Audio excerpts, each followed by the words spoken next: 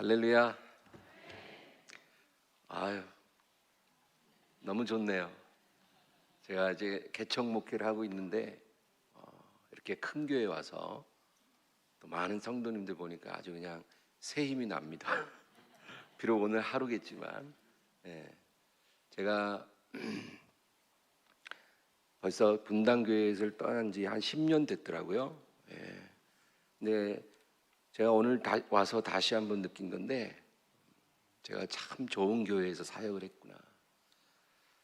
그리고 이 분당교회가 참 하나님이 기뻐하시겠구나. 40일 특별 새벽 기도회에 기도하는 성도들이 이렇게 많으니까 우리 주님께서 이 교회를 사랑하실 수밖에 없을 것입니다. 저는 한 분당교회에서 사역할 때 참 지금 좋은 추억밖에 없어요. 성도님들한테 사랑도 엄청 받았고,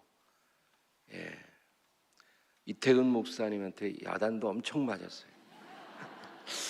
근데 그것도 처음에만 힘들었지 한 6개월 지나니까 아무것도 아니더라고요. 지나고 보니까 다 아름다운 추억이었어요. 제가 황선우 목사님을 처음 뵀을 때가 한 20년도 넘었는데, 그때 이제 황 목사님이 이제 막 여의도에 전도사로 이렇게 계셨을 때 같아요. 제가 약간 선배인데, 제가 그때 보고 처음 느낀 그 느낌은 이렇게 불필요하게 잘생겼나. 목사가 적당히 생기면 됐지. 뭐 저렇게 키도 크고 잘생길 필요가 있나. 충무로를 가지 왜 교회를 왔을까. 근데 하나님이 부르심과 하나님의 그 인도하시면 후회하심이 없죠. 황 목사님이 이렇게 몇 년째 이 큰 목회를 잘하고 있는 걸 보면서 정말 하나님께서는 주의 종들을 이렇게 불러서 쓰시는구나. 잘생긴 사람도 쓰고 안 그런 사람도 쓰시고. 그래서 우리 권사님도 힘드시겠어요. 이렇게 올려다 봐야 되잖아요. 목도 씻고 생기겠어. 정말 우리 하나님께서 황 목사님에게 많은 복을 주시는 것 같아요. 복을 많이 받은 목사님이구나. 제가 그런 생각도 들었습니다. 오늘 저와 여러분이 은혜 받으실 말씀은 계시록 3장 18절에서 22절인데요. 여러분, 우리가 신약 성경을 읽다 보면 예수님의 설교나 사도들의 서신들 가운데 예수님의 재림에 관한 말씀이 생각보다 많이 있습니다. 그래서 우리가 신약 성경을 그런 관점에서 읽어보면 놀라게 됩니다. 재림에 대해서 이렇게 많이 기록되었구나. 그런데 오늘날에는 예수님이 다시 오신다는 것에 대해서 그렇게 강조를 안 합니다. 왜 그럴까요? 성경에 그렇게 많이 기록이 되었는데 왜 오늘날에는 다시 오실 예수님을 우리 교회가 그렇게 깊이 생각하지 않는 것일까요? 그동안 2000년이 지났다는 겁니다. 예수님이 다시 오시리라고 약속을 하신 지 2000년이 지났어요. 여러분, 2000년을 기다렸는데 아직 그 약속이 이루어지지 않았기 때문입니다. 그래서 오늘날에는 다시 오실 예수님을 기다리는 것보다는 현재 나에게 당면한 여러 가지 문제들을 해결하고 내가 이 세상에서 잘 믿고 잘 살다가 주님이 부르실 때 편안하게 천국 가는 것, 그것이 우리 성도의 주된 소망이 된 것입니다. 그러나 우리는 예수님의 약속은 이루어진다는 것을 의심하지 말아야 하는 것입니다. 예수님의 약속은 2000년이 지나서라도 반드시 이루어진다는 것을 우리가 잊지 말아야 합니다. 예수님이 어린 시절을 보내시고 공생의 대부분을 보내신 곳이 바로 갈릴리라는 곳입니다. 예수님은 명절 때만 유대에 가셨지 주로 갈릴리에서 사역을 하셨습니다. 그래서 예수님 제자들도 다 갈릴리 출신입니다. 그런데 갈릴리 지방에는 아주 특이한 결혼 풍습이 있습니다. 여러분, 우리가 이것을 이해하면 성경 읽기가 편해져요.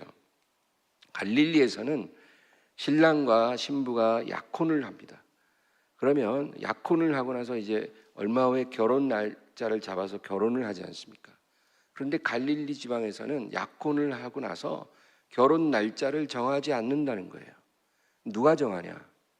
신랑의 아버지가 정합니다. 그런데 약혼하고 나서 잠시 떨어져 있다가 그동안에 이제 신랑은 신부와 함께 살 집을 준비합니다.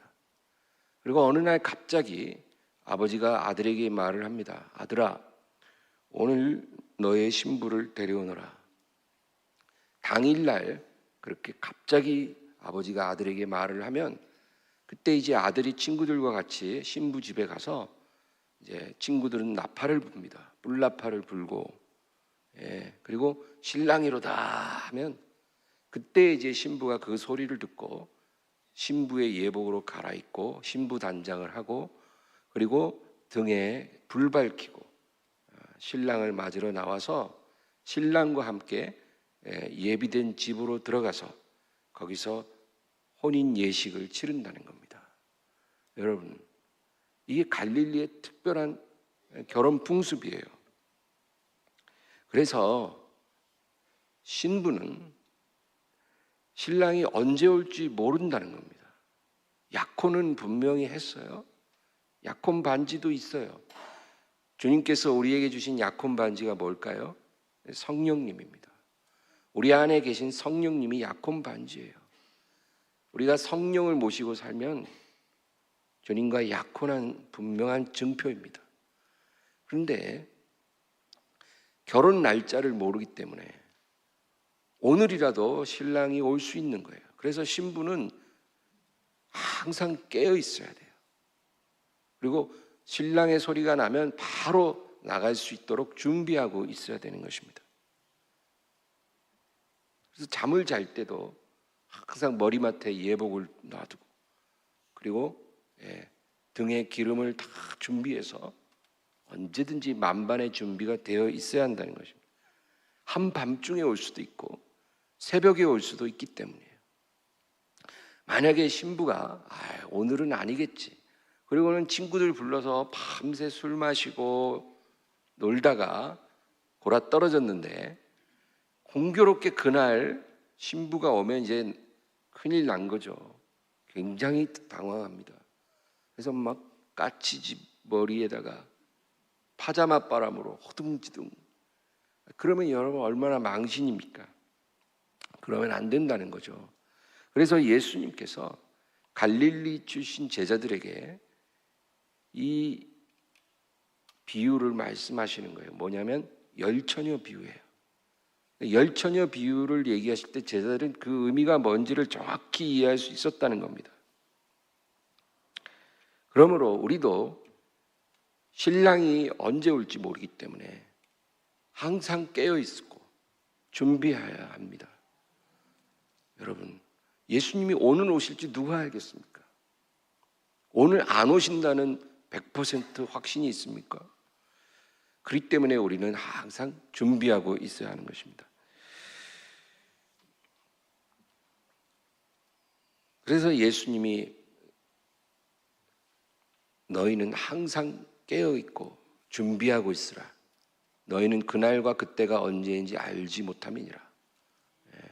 그날과 그때는 아들도 모르고 천사들도 모르고 아버지만 아시느니라. 여러분, 하나님 아버지가 예수님에게도 안 알려준다는 거예요.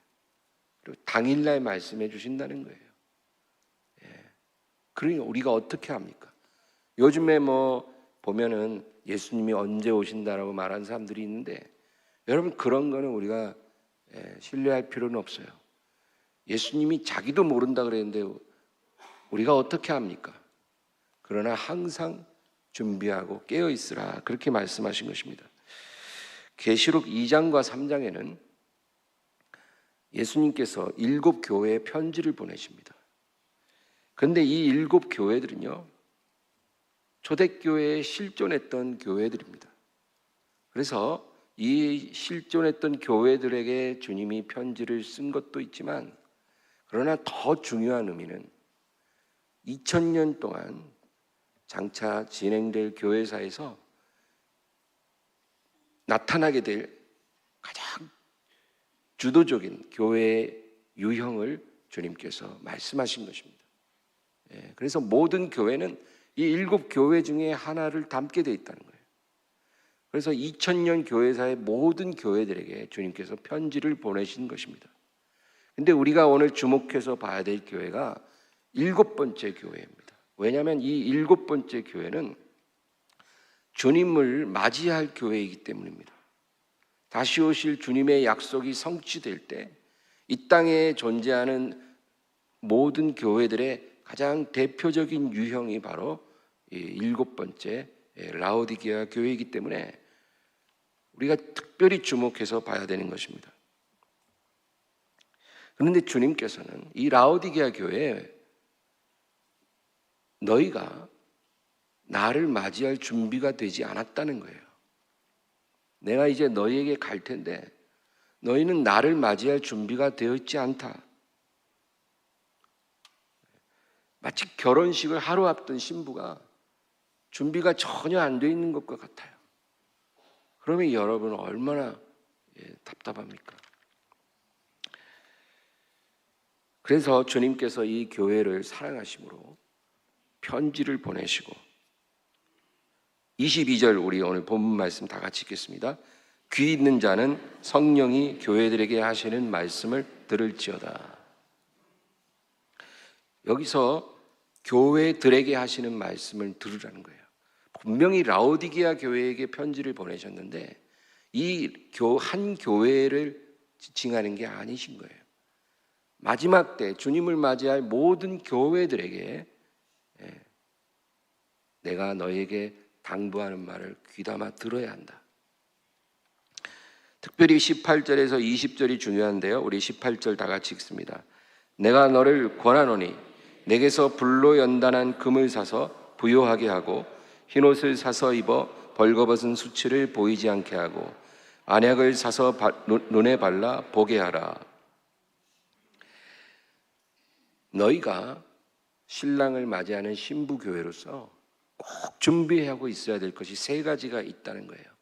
그런데 너희는 지금 그 중요한 3가지가 부족하다는 거예요. 그러니까 예수님이 이 말씀을 하시는 것은 그냥 우리를 야단치려고 하는 말씀이 아니라 너무나 사랑하기 때문에 내가 가기까지 너희가 이것을 준비하고 있기를 나는 원한다는 거예요. 그게 뭘까요? 첫째는 불로 연단한 금을 사서 부요하게 하라는 겁니다. 근데 여러분 이 3가지를 주님이 내가 너희에게 주겠다고 말씀하시지 않고 사라는 거예요. 너희가 내게 구하면 내가 주리라 그렇게 말씀하실 수 있잖아요. 자기 목숨도 우리를 위해 내어주셨는데 뭐 이 3가지 못 주시겠어요? 그런데 주님은 너희가 나에게서 사라는 거예요. 그거는 너희가 반드시 대가를 지불하고 이것을 내게 얻어야 한다는 겁니다. 근데 그게 뭐냐? 첫째는 불로 연단한 금을 사서 부유케 하라. 너희가 이 세상에 재물로 부유하려고 하지 말고, 여러분 주님을 맞이할 교회는 이 재물에 대한 욕심에서 벗어나야 돼요. 왜냐하면 이 세상이 끝이 오기 때문이에요. 우리가 이 세상에 사는 동안 재물은 필요합니다. 하나님도 그걸 알고 계시기 때문에 우리가 필요를 구하면 언제나 응답해 주시지만 우리 마음이 거기에 향해 있으면 안 된다는 거예요. 이 세상 재물로 부유하게 하지 말고 불로 연단한 금을 내게서 사라는 겁니다. 이것은 여러분 시험을 통과한 믿음을 말합니다. 금이 불을 통과합니다. 그럼 어떻게 돼요? 불순물이 다 사라지고 정금이 되는 거잖아요. 우리가 순전한 믿음을 정금 같은 믿음이라 그러거든요. 그게 뭐냐? 시험을 통과한 믿음이라는 거예요. 그냥 모든 믿음을 다 믿음이라고 말씀하시지 않고 주님이 우리에게 요구하시는 믿음은 시험을 통과해서 불순물이 사라지고 정결하게 된 믿음을 너희가 준비해야 한다는 거예요. 여러분, 그래서 주님이 우리에게 사탄의 가시도 주시고 우리가 이해하지 않는 고난도 주시는 거예요. 왜 그럴까요? 시험을 통과한 믿음이 너에게 필요하다는 거예요. 그 믿음으로 너희 영혼을 부요하게 해야 내가 너희를 데리러 갈 수 있을 것이다.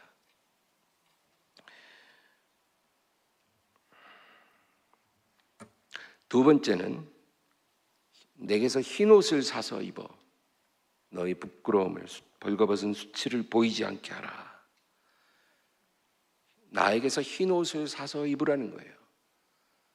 여러분, 이게 무엇일까요?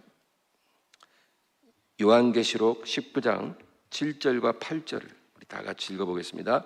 우리가 즐거워하고 크게 기뻐하며 그에게 영광을 돌리세.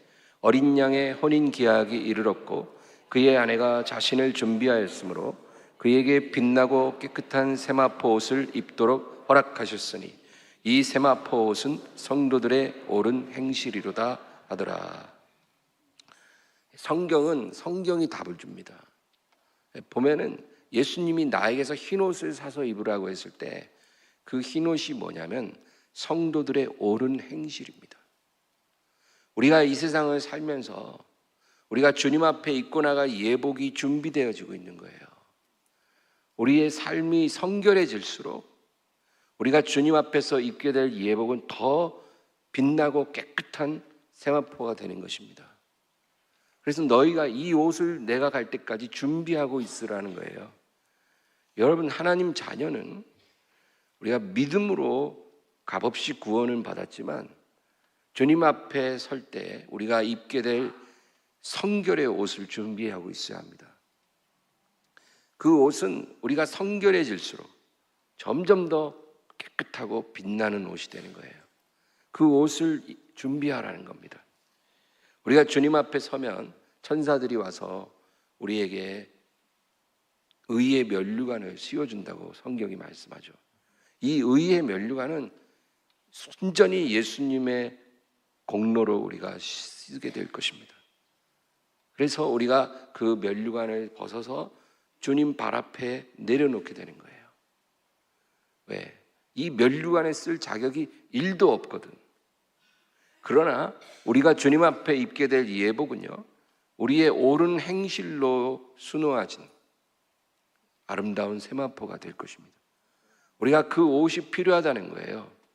우리는 신랑을 맞이할 예복이 필요한 것입니다. 세 번째,